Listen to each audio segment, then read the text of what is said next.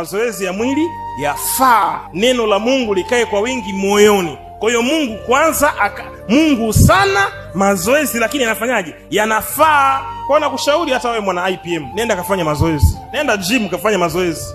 Mambo mengine soma pepo hayo, sio mikosi. Ni huo mwili hautoki jasho. Unakuja asubuhi hapa, baba nina pepo, kuna kitu kimenikamata kwenye kiuno hapa. Hata sio pepo, mafuta hayo yamezidi. Unaoanza mafuta tu. Punguza mafuta. Mtu hata kufunga kiatu tu hivi ni issue. Hawezi hata kufunga kiatu tu hivi.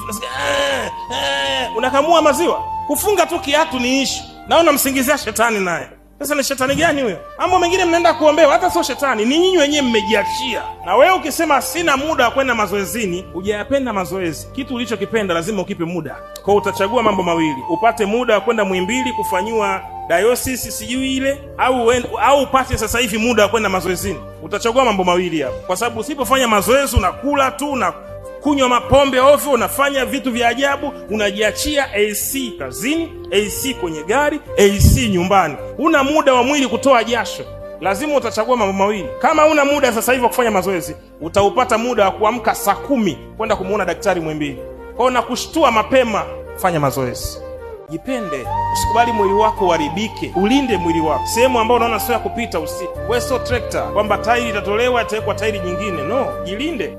Unaona kuna mamiba, kuna mavitu, kuna machupa, napita hapo mimi. Unaenda unaharibu mwili wako, unapata madonda. Epuka kupata madonda, kuchubuka. Linda mwili wako. Tumia mwili wako vizuri. Maumivu mengi wanayoyapata wazee ni kutokana na matumizi mabaya ya miili yao walipokuwa vijana. Linda mwili wako. Jipende, vaa vizuri, lala sehemu nzuri, jipende.